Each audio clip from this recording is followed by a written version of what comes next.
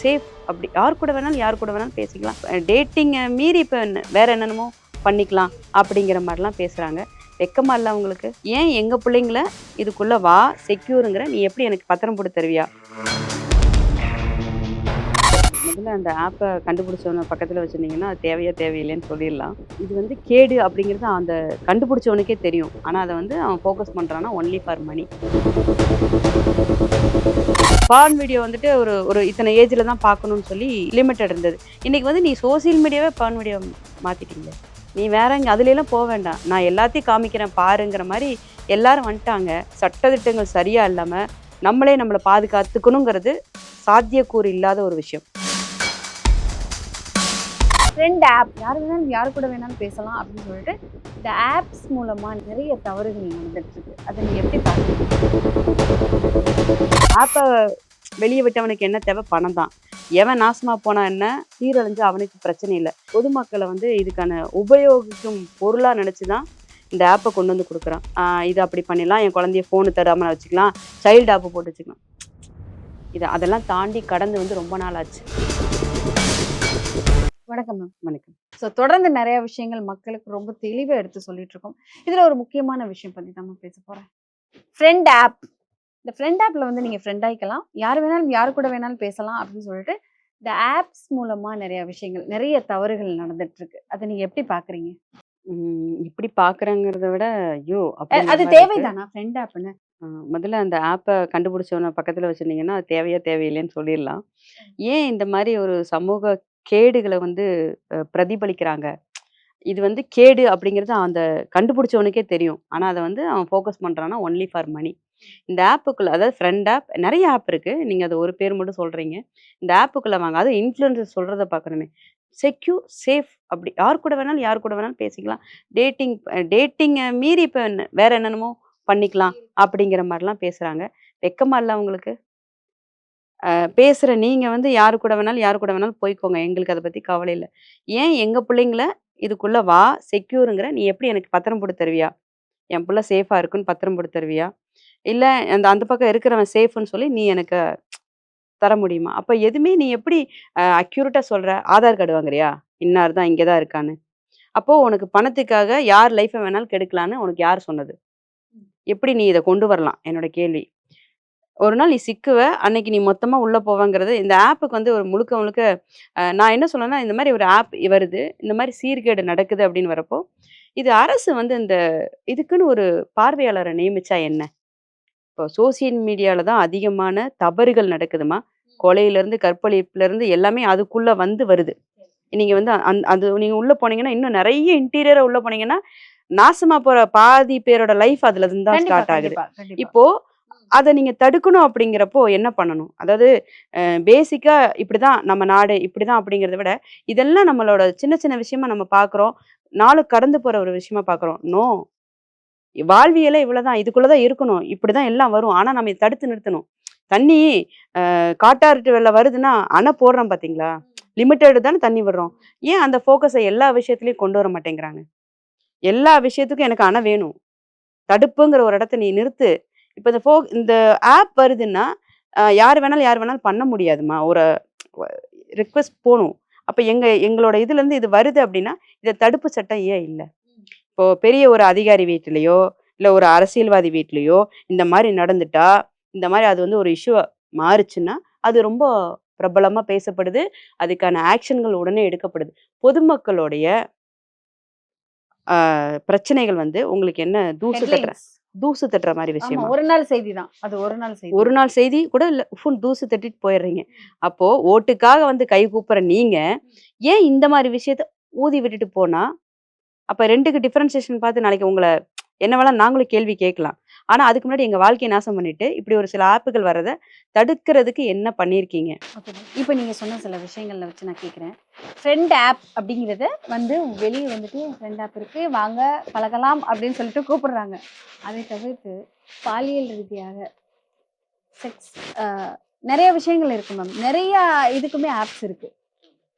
அந்த ஆப்ஸை வந்துட்டு இப்போ யூஸ் பண்ணுற பசங்களோட ஏஜ்லாம் பார்த்தா 14, 13 அப்படிங்கிற பசங்க வந்துட்டு இதை யூஸ் பண்ணிட்டு இருக்காங்க.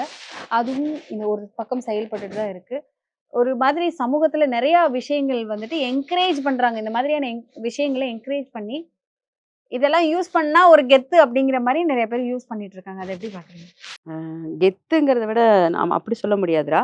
இது வந்து என்ன 14 வயசு, 13 வயசு பையன் கையில இது கிடைக்குது அப்படின்னா, அத நான் ஈஸியா எனக்கு இந்த ஆப் மூலியமா நான் வந்து எனக்கு வந்து இந்த கிடைக்குது. இந்த வழி கிடைக்குது. நான் இதுக்குள்ள போய் அது என்னன்னு பார்க்க போறேன்.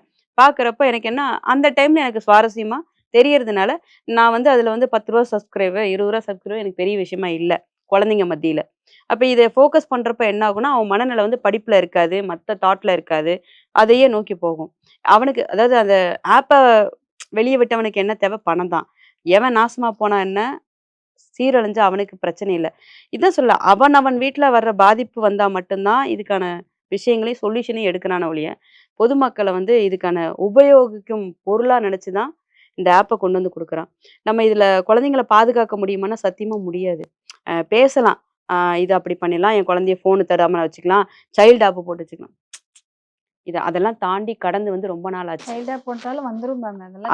அதுதான் ஓகே. சொல்ல. அதெல்லாம் தாண்டி கடந்து பல ஆண்டுகள் ஆகிவிட்டது. அதனால இப்ப வந்து நீங்க வந்து வேற நோக்கத்தோட இன்னைக்கு வந்து இது ஒரு இதுக்கு காரணம் வந்து முழுக்க முழுக்க பணங்கிறத தாண்டி, அம் ஒருத்தரோட மனநிலைய எந்த அளவுக்கு பாதிக்குதுங்கிறத யாரும் யோசிக்கிறது இல்ல. ஒருத்தனுக்கு பணம் வேணுங்கிறதுக்காக இன்னொருத்தனோட டோட்டல் வாழ்க்கையவே இதன் மூலியமா அழிக்க முடியுங்கிறதுக்கு, முன்னாடிலாம் வைரஸ் மொபைல தாக்கும்ன்னு சொல்லுவாங்கல்ல. அதுதான் இது. நம்ம வாழ்க்கைய தாக்குற விஷயங்கள், இதெல்லாம் வைரஸ் தான். கேன்சர் வந்துச்சு செத்தான் அப்படிங்கிறத மாரி, இந்த மாரி ஆப்புகள் வந்து நெறைய பேரோட வாழ்க்கையும் கெடுத்துருச்சு. சாவுல முடியுது. நெறைய விஷயம் போகுது. நெறைய இதுல பார்த்தீங்கன்னா, தவறுகள் நடந்து ஜெயில்ல இருக்கிறவங்க தான் நெறைய இருப்பாங்க. ரிமாண்ட்ல போறவங்க பசங்க. ஏன்னா, நான் பார்க்குறது என்ன தூண்டுதல். அப்ப வேற யாராவது பார்க்குறப்ப நான் அந்த மாரி அத செய்யணும்னு எனக்கு தூண்டும். அப்புறம் பாலியல்ல சர்ச்சையில சிக்கிட்டான். ஆமா மேம். இப்ப போஸ்கோல ரீசென்ட் போயிட்டான். டைம்ல கூட வந்துட்டு 6 வயது சிறுமியை நார்த் இந்தியால 3 சின்ன பசங்க எல்லாருமே 12, 13, 14 வயசு இருக்கிற பசங்க வந்துட்டு ரேப் பண்ணி அந்த பொண்ணோட வீடியோ இப்போ வந்து ஸ்க்ரோல்ல போய்க்கிட்டு இருக்கு. எல்லாருமே அத பார்த்துட்டு இருக்கோம். இந்த மாதிரியான விஷயங்களுக்கு சின்ன பசங்க தள்ளப்படுறாங்க ஆமா. அப்படிங்கிறது. நான் அதான் பார்க்குறேனே, என் கண்ணு முன்னாடி இந்த மொபைல் அதெல்லாம் தெரியுது. அப்ப நான் எனக்கு என்னைய தூண்டுறீங்கல்ல நீங்க. இப்போ நான் வந்து ஒரு விஷயத்த நீ முன்னாடி வந்து செய்யாதேன்னு அடிப்பாங்க. நம்ம அத செஞ்சு பார்ப்போம். இப்ப நீ செய்ங்கிறப்போ அது டபுளா தானே எனக்கு தோணும்.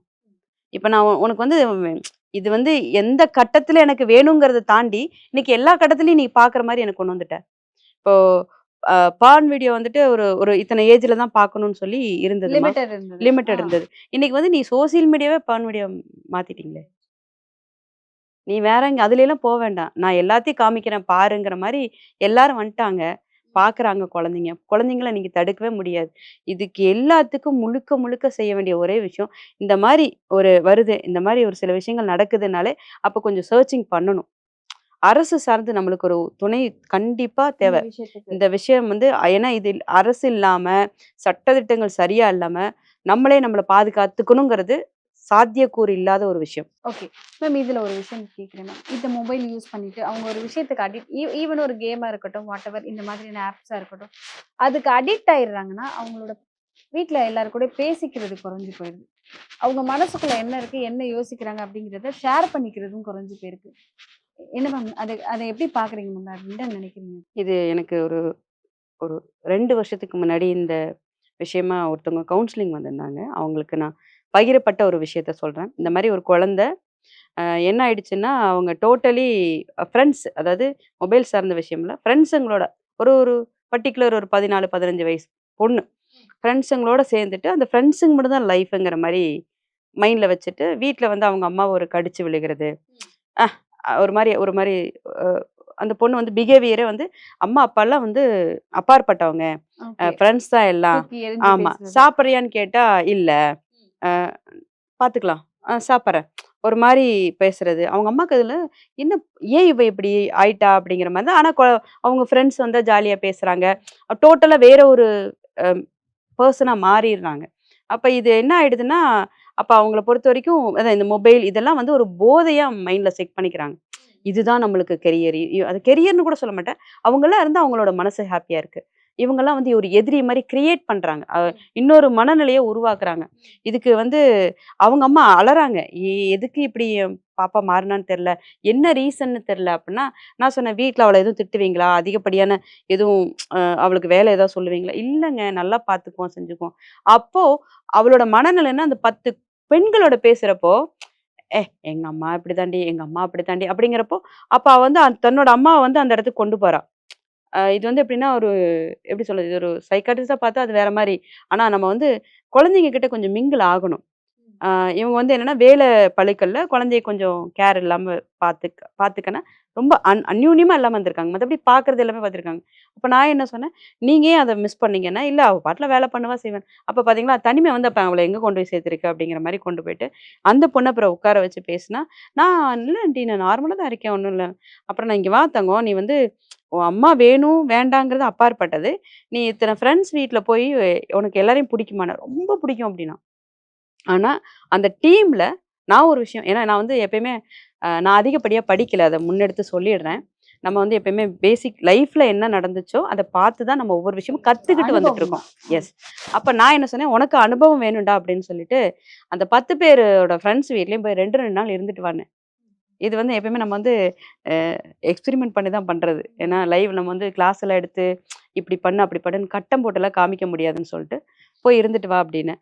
அப்படி போகுறப்ப அந்த குழந்தை என்ன பண்ணுச்சு அப்படின்னா, எல்லார் வீட்லயும் அவங்க அம்மா அந்த பொண்ணுகிட்ட எப்படி பிஹேவ் பண்றாங்க, அ எந்த மாரி பேசுறாங்க, தட்ட எடுத்து கழுவி அந்த பக்கம் வைக்க மாட்டியா? இத பண்ண மாட்டியா? அப்ப இதெல்லாம் அவ வீட்ல பண்ணல அவ. அவ நல்லா ஜாலியா இருந்திருக்கா, ஹேப்பியா இருந்திருக்கா. அவங்க அம்மா அவள நல்லா கேரோட அந்த விஷயத்துல எல்லாம் பார்த்ததுனால, இவங்களெல்லாம் விட நம்ம அம்மா பெஸ்ட் அப்படிங்கிறத ஒரு நிலைக்கு வரணும் அப்படிங்கிறதுக்காக எல்லார் வீட்லயும் இருக்க சொன்னேன். அதே மாரி எழுந்த உடனே பெட்ஷீட் மடிச்சு எதுக்கோ ஒண்ணுக்கு அவங்க திட்டுவாங்கல்ல. ஏதோ ஒரு விஷயம் பண்ணுவாங்கல்ல. இப்படி பண்ணாத, அப்படி பண்ணாத, வீட்ல அவங்க அப்பா வந்தா என்ன பிஹேவ் பண்றாரு, எல்லாத்தையும் பார்க்க சொன்னேன். அப்புறம் வந்துட்டு, "இல்லைங்க ஆன்டி இங்க இப்படிலாம் நடந்தது" அப்படின்னாங்க. அப்படி சொல்றப்போ, நான் சொன்னேன், "உனக்கு உன் வீட்ல இதுல என்ன நடந்துச்சு?" அப்படின்னேன். "இது எதுவுமே நடந்ததில்ல ஆன்டி. அம்மா நல்லா பார்த்து அதனால தான் அம்மா வேல்யூ தெரியல உனக்கு." அப்ப இத விட பெஸ்ட்டானவங்க யாராவது இருக்காங்களா? அப்டின்னேன். இல்ல ஆன்டி அப்டின்னா.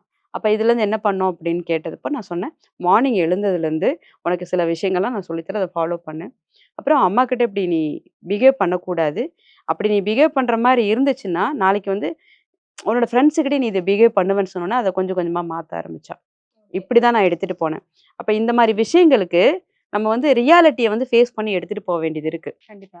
ஸோ இல்லாத பிசாச விட இருக்கிற பேயே மஸ்ட். சரி அப்படின்னு எஸ். சொல்லிட்டு வந்துடுற கரெக்ட். மாரி. ஏன்னா குழந்தைங்களோட நீங்க சொன்னீங்க இல்லையா? இது வந்து நம்ம வந்து உள்ளார்ந்து தான் பார்க்க வேண்டியிருக்கு. எந்த ஒரு விஷயத்தையும் நார்மலா நம்ம எடுத்துட்டு போ முடியாது. அப்போ இத்தன விஷயங்கள அதாவது ஒரு ஒரு சின்ன விஷயமா எடுப்போம். ஆனா, அதுக்கு பின்னாடி நெறைய விஷயம் இருக்கு. கண்டிப்பா, கண்டிப்பா மேம். கண்டிப்பா. அவங்க பண்ற ஒவ்வொரு விஷயங்களாக இருக்கட்டும், ஈவன் நம்ம பெற்றோர்களா இருந்து நிறைய விஷயங்கள் கண்டுக்காம போறதுமே வந்துட்டு, ஒரு தவறான ஒரு இடத்துல தான் நான் போய் முடியும். சொல்ற அதுவும் ஒரு இந்த விஷயம் காலத்துல. என்னன்னா, முழுக்க முழுக்க சொல்ற ஒரு விஷயம்னா, பேசுங்க. ஒரு குழந்தை வந்துச்சுன்னா, என்ன பண்ணா? ஏது பண்ணா? ஆனா வந்தோனே இவங்க என்ன பண்றாங்க தெரியுமா? புக் படிச்சியா? கிளாஸ்ல என்ன நடத்துனாங்க? அத விட்டுடுங்க. சாப்பிட்டியா? இன்னைக்கு உன் ஃப்ரெண்ட்ஸுங்கிட்ட எப்படி பேசுன? ஜாலியா இருந்துச்சா? அந்த மாரி யாரும் பேசுறதில்ல. வந்தோனே என்ன பண்ணுவாங்கன்னா, இன்னைக்கு என்ன நடத்துனாங்க? இன்னொரு டீச்சரா மாறுவாங்க. அத பண்ணக்கூடாது. அதே மாரி அவங்க குழந்தைங்களோட ஃபேஸ் வச்சு நீங்க ரீடிங் பண்ணணும். அவ ஏதாவது இன்னைக்கு ஒரு ப்ராப்ளத்துல வந்திருக்காளா? இல்ல நார்மலா வரப்ப எனக்கு தெரியும். குழந்தைங்கள பத்தி நம்ம பெத்தவங்களுக்கு தெரியாது எதுவுமே கிடையாது. ஏன்னா நம்ம தான் ஸ்கேனர். அப்ப நீங்க அத அனலைஸ் பண்ணணும். ஒரு வேள உம்முன்னு இருக்காளா? டக்குனு போய் உள்ள ரூமுக்கு போறான்னா, ஏதோ நடந்திருக்குன்னு அர்த்தம். அப்ப அது நீங்க என்ன ஏது கொஞ்சம் கிளாரிட்டி குடுத்து, நைட்டாவது எல்லாரும் ஒட்டுக்க உட்காந்து சாப்ட்டு, அந்த குழந்தைங்களோட ஷேர் பண்ணணும். எல்லாருமே ஆளுக்கு ஒரு மொபைல வச்சுக்கிட்டு உட்கார்றது வந்து, இன்னைக்கு அ ஃபேமிலியோட என்ன சொல்றது? உடைதலுக்கு ரொம்ப பெரிய ஒரு ஆபத்தான ஒரு விஷயம். கண்டிப்பா. ஸோ இந்த மாரி நிறைய விஷயங்கள் எடுத்து சொல்லிட்டே இருக்காங்க. நன்றிம்மா.